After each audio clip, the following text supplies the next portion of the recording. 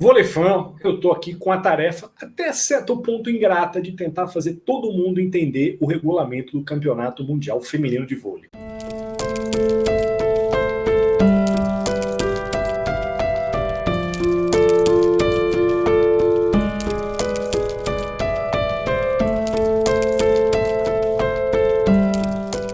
Ele é bem diferente do masculino, tá? Esqueçam o que aconteceu no masculino, porque o feminino tem vários jogos a mais. Só para vocês terem uma noção, para ser campeão mundial no masculino foram necessários 7 jogos. Para ser campeão mundial no feminino, ou ganhar uma medalha que seja de bronze, serão necessários 12 jogos para cada um que chegar até a fase final. E aí vamos explicar. 24 seleções, 4 grupos na primeira fase, 6 seleções em cada grupo. Primeira fase não tem mistério. Você joga 5 vezes dentro do seu grupo e os 4 melhores avançam para a segunda fase. A partir daí, existe um certo emparceramento que você já sabe quais adversários você não enfrentará até a final. E aí eu explico durante esse vídeo como vocês vão entender essa situação. Grupo A e grupo D, os 4 melhores de cada um vão se juntar num grupo único na segunda fase, assim como os melhores do B de bola e o C. Na segunda fase, você não enfrenta de novo quem você já enfrentou na primeira fase. Então, cada seleção vai fazer mais 4 jogos, que são os 4 melhores do outro grupo. Os resultados da primeira fase e da segunda fase se juntam para definir o que acontece na terceira fase. A terceira fase, Vôleifã, ela vai, como ela soma os resultados da primeira e da segunda fase, os 4 melhores dentro desses 8 que formaram um grupão de cada lado vão avançar para essa terceira fase, que é uma fase de quartas de final. Então, o melhor de um grupo pega o 4 melhor do seu próprio grupo, e o segundo enfrenta o terceiro. Então, essas seleções que já se enfrentaram em algum momento na primeira ou na segunda fase, elas vão se reencontrar na terceira, que também é a quartas de final, e aí perdeu, tá fora. Quem avança já passa para a semifinal e vai encarar, em busca de um lugar na decisão, alguém que veio do mesmo lado da chave, tá, pessoal? Então aqui, na semifinal, também teremos uma repetição de algum jogo que já aconteceu ou na primeira fase ou na segunda fase. E aí que se explica essa situação. Você já sabe quem você vai enfrentar, vamos dizer, até a semifinal. Grupo do Brasil, para ficar claro para todo mundo, é o grupo D. Brasil, China, Colômbia, Argentina e República Tcheca. Desses 6, 4 que passarão enfrentarão o grupo A. É o grupo de Holanda, Itália, Bélgica, Porto Rico, Camarões e Quênia. Então, pessoal, Vôleifã brasileiro, dessas 12 seleções que eu citei aqui, as 11 que podem enfrentar o Brasil, elas enfrentarão na primeira fase, ou na segunda fase, ou nas quartas, ou na semi. Então é por isso que dá para dizer com absoluta convicção que o Brasil não pega Estados Unidos, Sérvia, Polônia, Turquia até uma eventual decisão. Eles estão do outro lado desse emparceramento. E aí, por isso que são necessários 12 jogos. Você faz 5 na primeira fase, depois você faz mais 4 na segunda fase, e aí quartas de final, semifinal e final, jogo único, eliminatória simples. Quem perde nas quartas está fora, quem perde na semi ainda tem uma chance de ganhar medalha de bronze.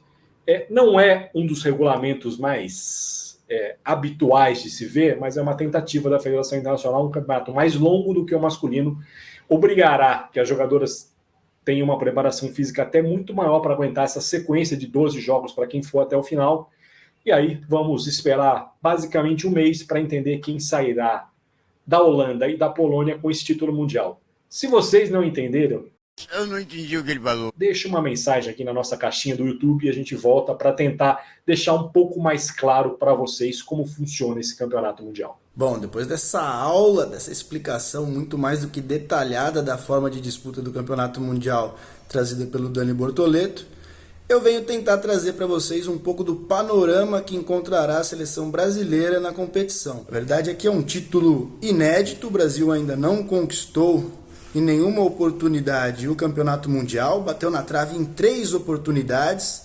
Em 1994 perdeu a final para o conjunto memorável cubano. As caribenhas amassaram o Brasil, aquela seleção inesquecível de Mireia, Regla Bel, Regla Torres.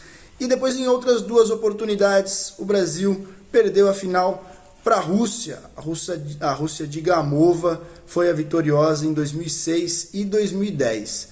Um detalhe interessante que eu acho bastante válido trazer é que nestas duas conquistas de vice-campeonatos mundiais, Carol Gataz esteve presente. A Gataz, que juntamente da Tainara, é das novidades para este Mundial em relação às 14 relacionadas à fase final da Liga das Nações. Deixaram o grupo Ana Cristina com pedido de dispensa e a Júlia Bergman, que está aí concluindo seus compromissos universitários. Bom, apesar do Brasil estar certamente num momento de renovação, buscando ainda uma nova formação ideal, a gente tem nomes em excelente fase, o caso de Gabizinha, MVP da última Champions League, a Carolana, central, que vem dominando o meio de rede, melhor bloqueadora de absolutamente todas as últimas competições que disputou, a Macris, distribuidora respeitadíssima no cenário internacional, que debutará por uma temporada internacional de clubes, disputará a competição turca nessa temporada. Eu crio sim grandes expectativas. O Brasil, vice-campeão olímpico, atualmente vice-campeão da Liga das Nações, vem em busca deste título inédito. A gente sabe das dificuldades e outras grandes nações buscam também protagonizar, se botar nesse pódio aí. É ou não é, Bechouza? Salve, salve, Gurja! É isso mesmo. Teremos adversários dificílimos pela frente nesse campeonato mundial, que promete ser um dos mais equilibrados de todos os tempos. Bom, eu coloco 3 seleções como favoritas ao título. Primeiro, a atual campeã, a seleção da Sérvia, com o retorno da Tijana Bošković, uma das super definidoras do voleibol na atualidade. Mesmo sem a Maia como levantadora, é uma seleção que tem sim sua dificuldade na saída de jogo, na construção do side-out, na recepção, embora tenha evoluído nesse quesito. A gente viu na mão do Daniele Santarelli, treinador do Corneliano, como a Sérvia evoluiu. Resta saber se será um time extremamente dependente da Bošković ou se terá um arsenal mais diversificado, né? A outra seleção favorita, no meu modo de entender, é a seleção italiana, atual campeã europeia, atual campeã da VNL, com outra super definidora do voleibol na sua atualidade, que é a Paula Egonu. Vimos uma Caterina Bosetti, ponteira, em estado de graça ao longo da VNL, uma Alessia Orro em evolução, embora a gente saiba que talvez resida aí, né, na posição de levantadora, uma das deficiências dessa seleção italiana, que tem no seu plantel boas centrais.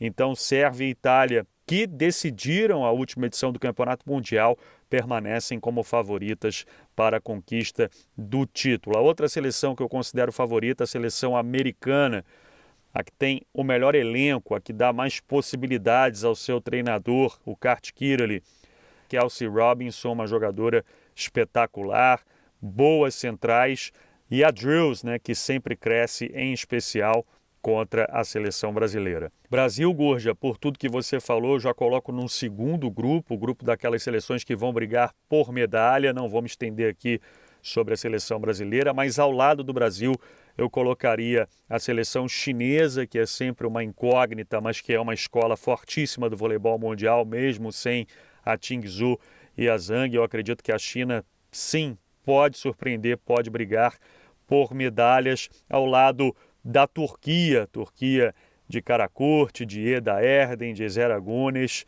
Sabemos que o Guidetti sofre com a posição de ponteira, não à toa ele relacionou 5 jogadoras das 14 para essa posição. Então eu coloco Brasil, Turquia e China num grupo um pouquinho mais abaixo, o grupo daqueles que brigam por medalha. Seleções que podem surpreender. As 2 seleções da casa, né? A Polônia, apesar dos desfalques, tem a Volos, uma das melhores levantadoras do voleibol mundial, tem um excelente treinador também, o nosso conhecido Stefano Lavarini. Acho que a Polônia pode sim chegar longe nessa competição, assim como a Holanda, que tem na Flair Savel-Coel e também na Nika Dalderop, 2 grandes jogadoras que podem sim desempenhar um bom papel nesse campeonato mundial. E coloco também a seleção japonesa como uma seleção que pode surpreender. Tá certo, meus amigos? Deixa aqui nos comentários se você concorda comigo. Vai ser muito legal ler a sua opinião e espero que depois de todo esse tempo você já tenha entendido a fórmula de disputa muito bem explicada pelo Daniel. Estaremos juntos então ao longo desse Campeonato Mundial. Você já sabe, a melhor cobertura é aqui no Web Vôlei, então aproveita para deixar o like nesse vídeo, se inscrever no canal, ativar o sininho das notificações e não perder nada. Muito obrigado por ter assistido esse conteúdo até o final. Então nos vemos aí na torcida pela seleção brasileira ao longo desse Campeonato Mundial Feminino. Valeu, grande abraço a todos.